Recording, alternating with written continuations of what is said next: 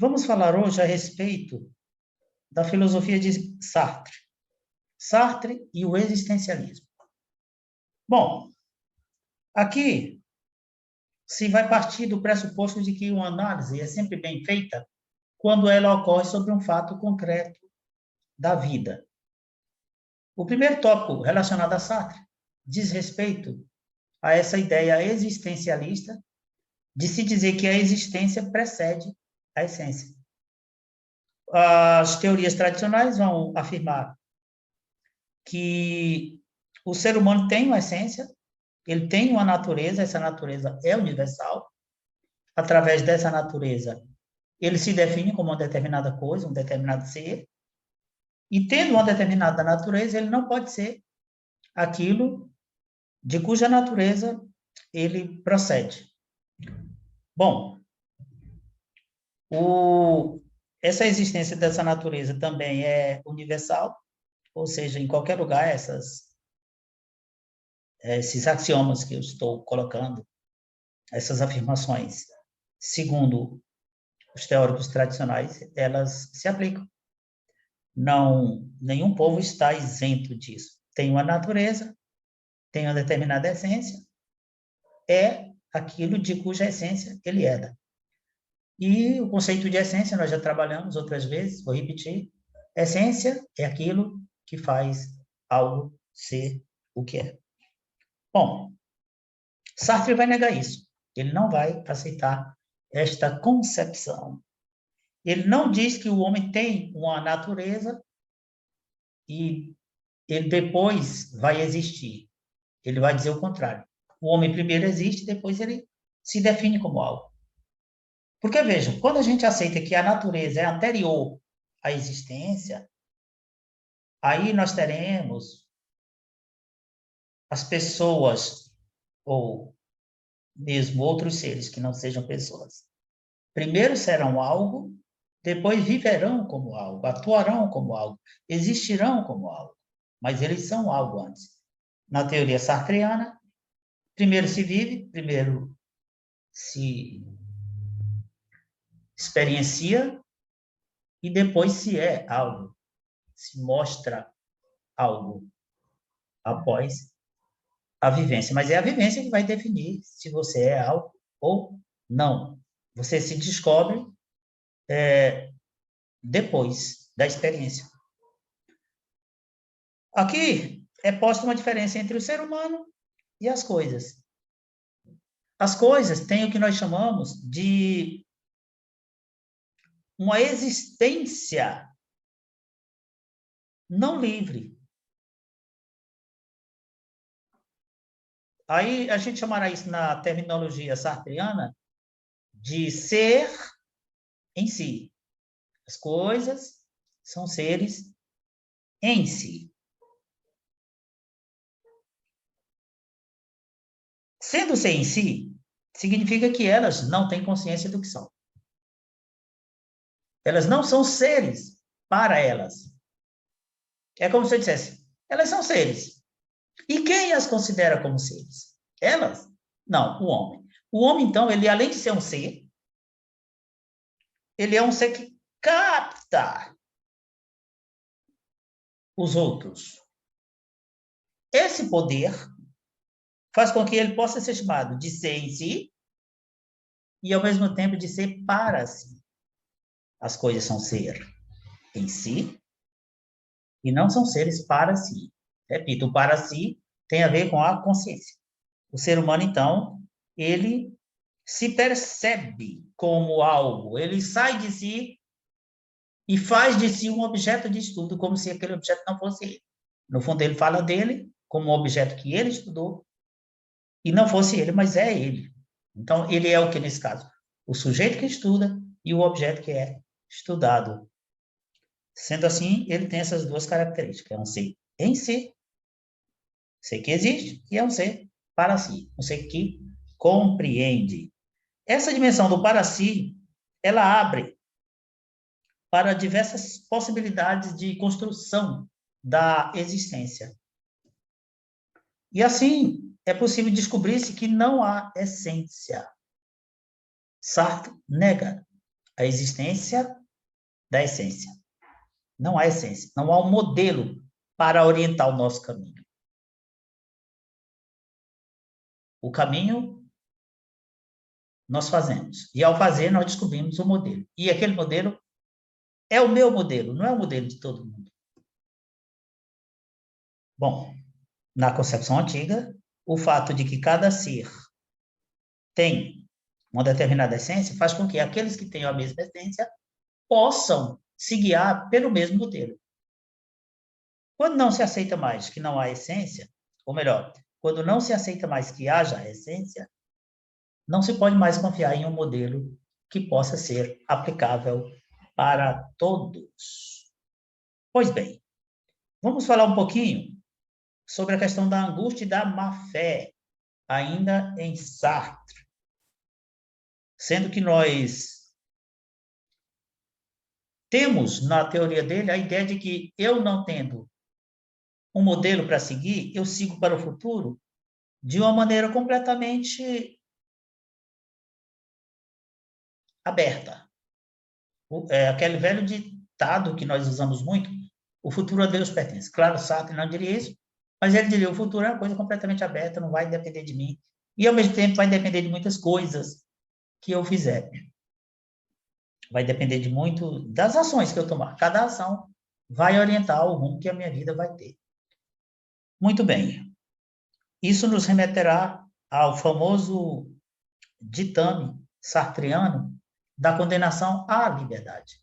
Sartre vai dizer que nós somos condenados a ser livres. Quer dizer, a liberdade é tão grande, a abertura é tão grande, as possibilidades são tão grandes que eu não tenho como fechar nada, não tenho como não ser livre. Ser livre para mim ou não, não é uma opção. Eu sou condenado a ser livre. Ou seja, eu sou determinado a ser livre. Vamos tratar, então, da questão da angústia e da má-fé. Como é que ficaria essa questão? A má-fé é uma atitude de quem finge escolher. Porque aí você tem um horizonte todo aberto, disse Sartre. Tem uns que fingem que escolhem, mas vão se guiando pelo que os outros escolheram. Eles não se escolhem, mas a gente não pode dizer que eles são mentirosos. A gente não pode dizer que eles estão contando algo que não seja real para outras pessoas. Aqui, o que acontece é que o indivíduo está escondendo o que ele decidiu ou deixou de decidir para ele mesmo. Essa é a questão. A mentira supõe que há um outro e eu minto para esse outro. Quando eu minto para mim mesmo, aí ele não chama isso de mentira, ele chama isso de má-fé. Ele vai dizer, então, que aquele que recusa a liberdade torna-se desonesto, porque não há como fugir da liberdade. Ser livre, repito, é algo de que nós estamos condenados, ou para o que nós estamos condenados. Então, quem recusa a liberdade é um ser desprezível, recusa essa dimensão do para si, termina virando uma espécie de objeto, torna-se apenas um ser em si. É um ser semelhante às coisas. Este perde a transcendência e, ao perder, ele não tem mais autenticidade. Acaba essa possibilidade para ele. Portanto, repito, ele passa a ser, de novo, apenas um objeto. O Sartre vai chamar de espírito de seriedade o comportamento de recusa da liberdade para viver o conformismo e a respeitabilidade da ordem estabelecida. É o quê? Pessoas que têm aí uma ordem estabelecida, ele sabe que se ele seguir, ele vai ficar de bem com os outros que apreciarão seus atos, e em nome dessa possibilidade de ficar de bem, ele não vai mexer na liberdade. Ele vai fazer o que acha que o deixará de bem com a sociedade, e não aquilo que ele profundamente, do mais fundo do seu ser, acredita. Muito bem. Vamos, então, ver a questão da liberdade com a responsabilidade. A gente, então, deveria supor que o Sartre defende o individualismo. Parece que é para isso que nós somos encaminhados quando lemos a obra de Sartre. Só que há um mal entendido disso aí. Porque o existencialismo tem um esforço, e o Sartre é existencialista. O que é ser existencialista? É ser alguém que crê que não há essência. A essência, se quer dizer que existe, só se pode falar dela depois que você viveu. Primeiro você vive, depois você se define. A definição do que é você é a decorrência do que você fez na vida. Então, quem acredita nas coisas desse modo é existencialista. Então, o que é que vai acontecer com o existencialismo? Ele vai se esforçar grandemente para fazer o seguinte: colocar o homem no domínio do que ele é e lhe atribuir total responsabilidade por tudo que ele fizer. Porque quando eu não escolho, eu estou vivendo as escolhas dos outros. É o caso dessa situação que eu coloquei ainda há pouco. Quando alguém simplesmente quer ficar, como se diz hoje, bom na fita, né? Bem na fita. A pessoa não escolhe e assim ela fica bem vista junto à sociedade. Pois bem, essas pessoas que vivem desse modo não assumem suas responsabilidades, porque, na verdade, a escolha que ela faz é uma escolha que outros fizeram. Elas escolhem se adequar às escolhas dos outros, ou não. Só que o homem, ele é responsável por si mesmo. E dizer isso nos leva à seguinte questão: a gente aceita isso, o ser humano é responsável por si mesmo. Agora, não significa que ele é responsável pela sua restrita individualidade. Responsável por si não é só por você como indivíduo, mas você enquanto um mundo. Ou seja, é você e os outros. É isso que significa ser responsável por si mesmo. Você fazendo dos outros uma extensão de si mesmo. Vamos agora falar um pouquinho do um novo assunto que é muito interessante. E como nos está facultado um pouquinho mais de tempo, vamos começar falando sobre essa questão da moralidade natural. O texto é: ninguém nasce moral. Olha, o tópico já é bastante forte. Já nos indica o quê? Que essa questão de ser moral ou não é algo adquirido, é algo construído. Ao contrário do que nos é ensinado comumente, que nós somos morais. Ser moral é uma faculdade humana. Vamos agora pegar a teoria de alguns grandes autores como Piaget, por exemplo, e entendendo essas teorias, nós conceberemos melhor essa ideia do crescimento da pessoa e do desenvolvimento da moralidade no seu crescimento individual, pessoal e social. Então, alguns teóricos, como eu já disse, o Heinz, o Kohlberg, o próprio Piaget, serão um dos que nos subsidiarão nessa questão. Primeira coisa que a gente vê aqui é a questão da autonomia e da heteronomia. E agora só vai dar tempo de falar disso.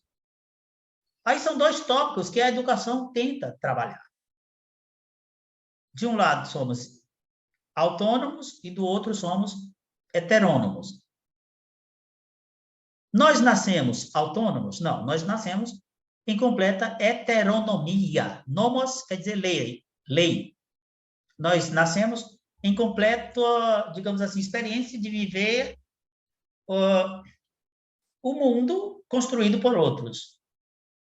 Durante a nossa vida, nós precisamos reconstruir noções que a gente já pegou, noções que são heterônomas, e tornar essas coisas autônomas, coisas que ou nós fizemos, não mais aceitamos dos outros, ou nós Aceitamos, mas porque refletimos e vimos que, de fato, aquilo bate com o que nós somos. E não mais porque simplesmente outro colocou.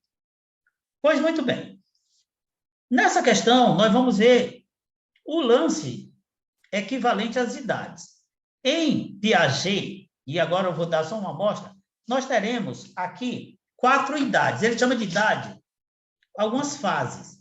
E eu vou apenas dizê-las, mas só explicarei na próxima aula. A primeira idade, que ele chama de estágio sensório-motor, vai de 0 a 2 anos. A segunda, que é chamada de estágio intuitivo ou simbólico, vai dos 2 aos 7 anos. Depois temos o estágio das operações concretas, vai dos 7 aos 12 anos. E, por fim, temos o estágio das operações formais, que começa na adolescência. Cada estágio desse determina um tipo de vida, um jeito de encarar o mundo e a libertação de algumas correntes que prendem o indivíduo. Ok? Na próxima aula a gente aprofunda isso. Até lá. A questão